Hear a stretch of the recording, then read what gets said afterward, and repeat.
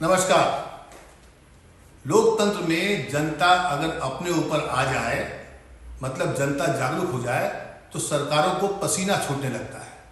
लद्दाख में कुछ ऐसा ही देखने को मिल रहा है। पश्मीना मार्च निकालने की जैसे ही घोषणा की गई, सरकार ने वहां पर इंटरनेट बंद कर दिया, धारा 144 लगा दी। सोचिए, पिछले एक महीने से लद्दाख में शांतिपूर्ण तरीके से जो आंदोलन चल रहा था, अब उसको हवा दे दी। हवा क्यों दी? क्योंकि वहां के लोग जग गए हैं, वो अपने अधिकारों की बात कर रहे हैं। लेकिन सबसे आश्चर्य की बात क्या है कि देश का मीडिया सोया हुआ है और कुछ राष्ट्रभक्त तथा कथित अब जागे हैं। लद्दाख में फुंगसुक वांगडू ने बढ़ा दी है मोदी सरकार की टेंशन। आपको याद होगा, सोनम वांगचुक के पश्मीना मार्च के ऐलान के बाद से सरकार की नींद उड़ गई है। वांगचुक की पश्मीना यात्रा में 10,000 लोगों के आने की संभावना और आगे आने की खबर सुनते ही अब जाकर के लद्दाख प्रशासन जगा है और आनंद फानंद में वहां पर 144 लागू कर दी गई है। वहां पर इंटरनेट को धीमे कर दिया गया है, 2G पर ला दिया गया है। ये पश्मीना मार्च इसलिए निकालने का प्रस्ताव है क्योंकि वो सोनम वांगचुक दिखाना चाहते हैं कि कैसे चीन हमारी सीमा को अतिक्रमण कर रहा है। पूरे लद्दाख को छावनी में तब्दील कर दिया गया है कल रात से। सोनम वांगचुक अपने आंदोलन को लद्दाख के प्रतीकों से जोड़ रहे हैं। ये कोशिश जो है सरकार के लिए मुसीबत बन गई है। लेकिन यहाँ पर ध्यान देने वाली बात यह है कि सोनम वांगचुक कोई ऐसा बयान आज तक नहीं दिए जिससे सरकार को खतरा लगे या सीधा सरकार से, मोदी सरकार से टकराने का उन्होंने कभी ऐलान नहीं किया। वो हर बार, उनके वीडियो को देखिए, हर बार वो कह रहे हैं कि सरकार उनकी मांगों को विचार करे, सोचे, लेकिन नहीं। तब जाकर के उन्होंने ऐलान किया कि चलिए हम आपको दिखाते हैं कि कैसे लद्दाख से सटे हुए सीमा पर लगातार अतिक्रमण हो रहा है। करीब 4,000 स्क्वायर जमीन जो है चीन की सेना ने हड़प ली है और देश को इस बात से छुपाया जा रहा है। चीनी सेना चरवाहों को भारतीय हिस्से में भी जाने से रोक रही है। इसी बात को बताने के लिए उन्होंने पश्मीना मार्च का ऐलान किया था 7 अप्रैल को।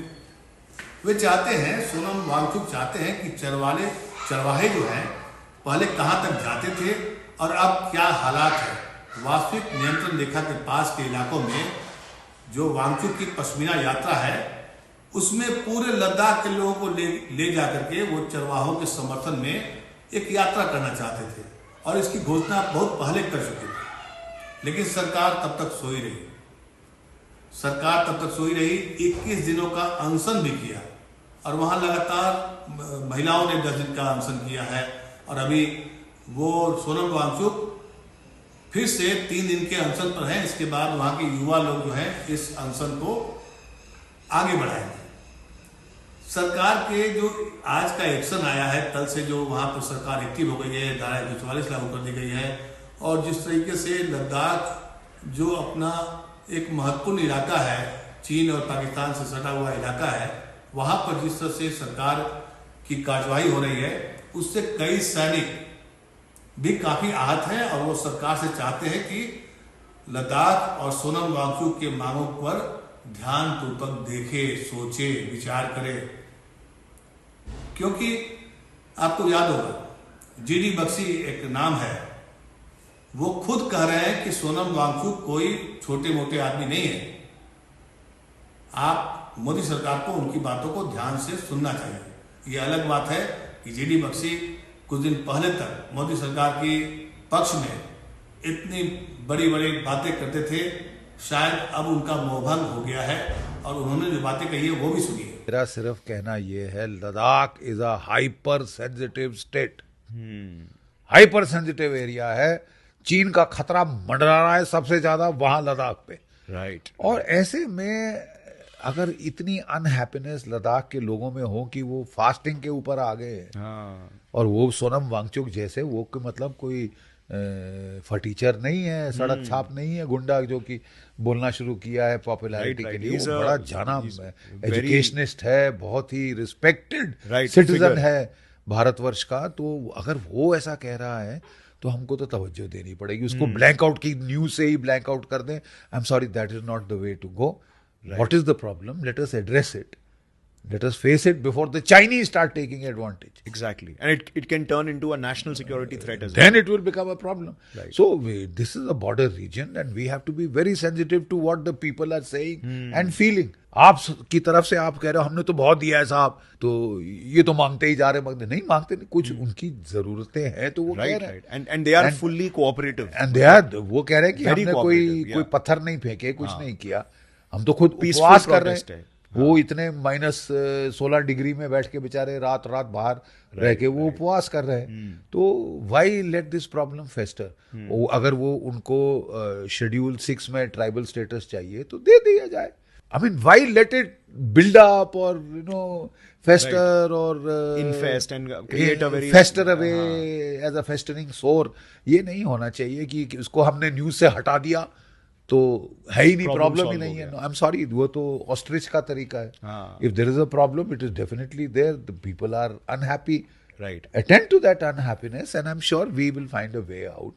बड़े बड़े आला दिमाग हैं हमारी सरकार में, they can find a way out of this.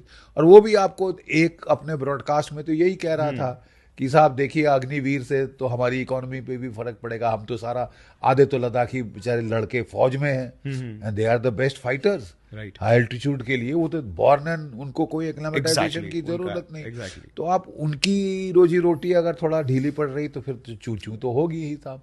वो कह रहे हैं कि साहब देखो नेपाल के लोग नहीं आ रहे क्योंकि अग्निवीर स्कीम, उनको भी इससे फर्क पड़ा है। सो अब यहाँ एक सोच कि साहब हमने बोला अग्निवीर कोई खिलाफ उसके बात ना करे, कुछ ना करे। I think that is not a right approach. I think the approach is to keep your eyes and ears open and see अगर दुख दर्द है कहीं, वो भी इतनी सेंसिटिव बॉर्डर स्टेट में, it should be attended to as fast as possible. Sonam Wangchuk संविधान की 6ठी अनुसूची के तहत आदिवासी आबादी के अधिकारों की मांग को लेकर के ये आंदोलन कर रहे हैं। साथ ही स्टेटहुड की भी बात कर रहे हैं कि हमें लोकतंत्र का अधिकार मिले, हमें भी अपने जो प्रतिनिधि हैं उसको चुनने का अधिकार मिले। और धारा 370 हटने के बाद लद्दाख को जो केंद्र शासित प्रदेश का दर्जा दिया गया है उसमें आम जनों की हिस्सेदारी उसमें नहीं है।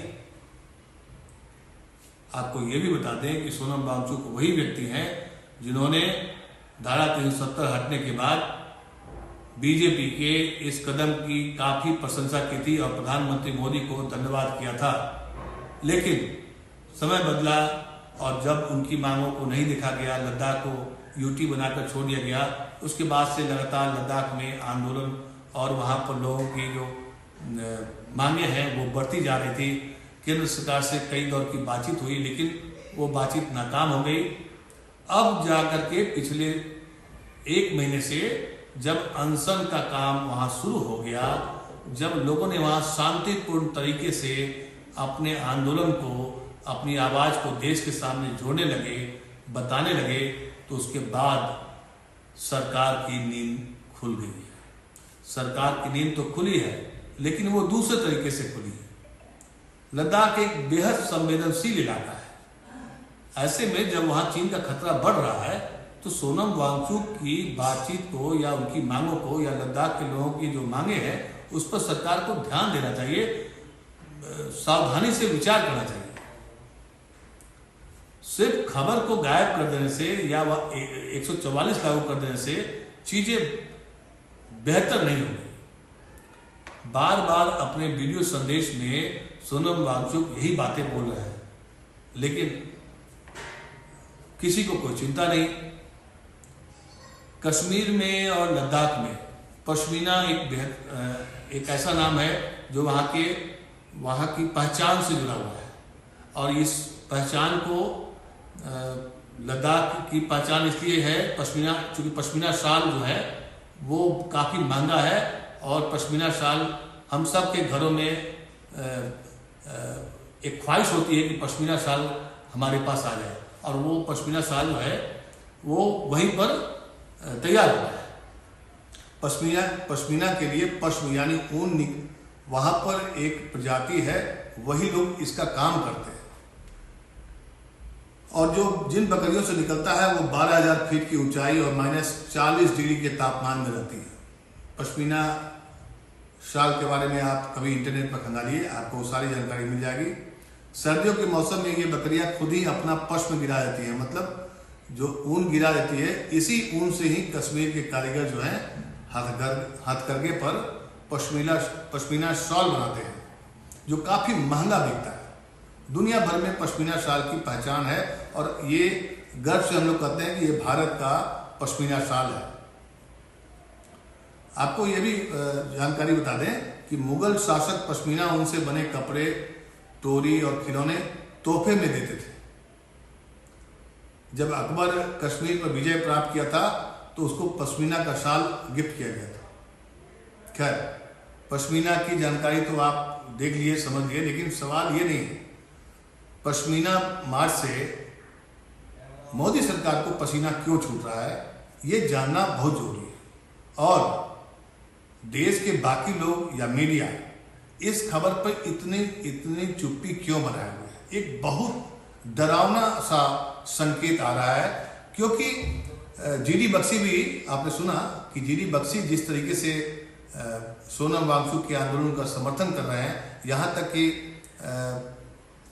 शंकराचार्य ने भी इस बात को कहा कि सोनम वांगचुक के समर्थन के लिए हम लोग उनके साथ हैं, पूरा देश उनके साथ है। क्योंकि उनकी मांगों को रखने का जो तरीका है वो बेहतरीन, एक तरह से अहिंसा पूर्वक वो आंदोलन करते हैं, गांधी जी के अनुयायी हैं और मशहूर पर्यावरणविद हैं।